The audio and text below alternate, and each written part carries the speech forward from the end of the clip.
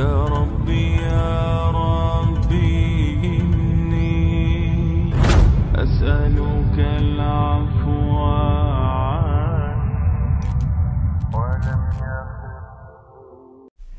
பிஸ்மில்லாஹிர் ரஹ்மானிர் ரஹீம். அல்லாஹ்வின் தீனை நிலைநாட்டுவதற்காக தன் மரணம் வரை வாள் சுழற்றிய மாவீரனின் மரண நேரமும் அவருடைய மரண சிந்தனையும் எவ்வாறு அமைந்தது என்பது தான் இந்த தொகுப்பு.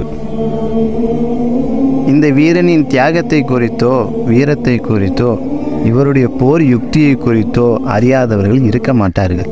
அப்படியான மாவீரர் அல்லாஹ்வின் தீனை நிலைநாட்டுவதற்காக பல தேசங்களுக்கு பயணித்து யுத்தங்களை மேற்கொண்ட சிறந்த படைத்தளபதி.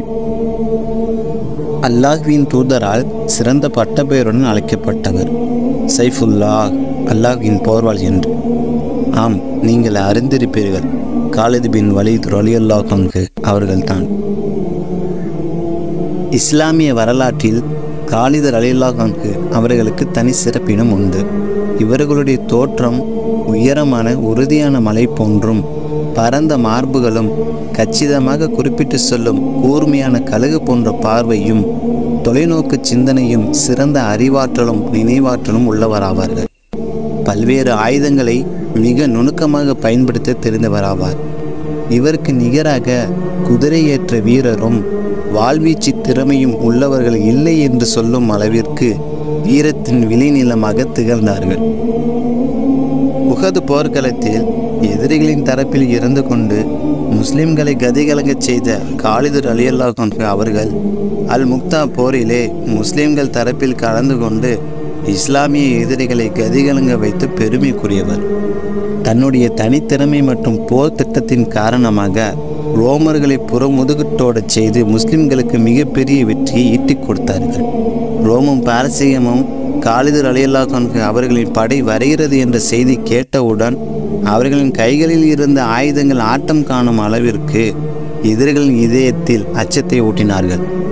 அல்லாஹ்வின் உதவியை கொண்டு வெற்றிகள் அவரது காலை வந்து முத்தமிட்டது.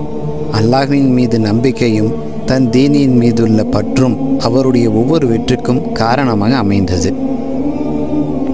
தனது மரணப்படுக்கையில் கிடந்த இந்த மாவீரர் தனது எண்ணங்கள் நிறைவேறாத நிலை குறித்து அழ ஆரம்பித்தார்கள்.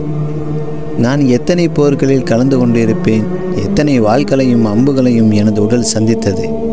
அப்பொழுதெல்லாம் உயிர் தியாகியாக மாறி சுவனத்து தோட்டங்களிலும் இறைவனுடைய அரசியலும் பச்சை பறவையாக பறந்து திரிய துடித்தேனே. எனது உடலில் எத்தனை தழும்புகள், இதில் ஒன்றாவது என்னை உயிர் தியாகியின் அந்தஸ்தில் சேர்க்கவில்லையே. எனது ஆசைகள் நிறைவேறாத நிலையில் மரணம் என்னை தழுவுகின்றது என்று கூறிய நிலையில் அழுதார்கள். இறுதியில் உடலை விட்டு உயிர் இறைவனின் பால் சென்று விட்டது. இன்னா லில்லாஹி வ இன்னா இலைஹி ராஜிஊன். அல்லாஹ் அவர்களை பொருந்தி கொள்வானாக, அவர்களை சந்திக்கக்கூடிய பாக்கியத்தை நமக்கு தருவானாக.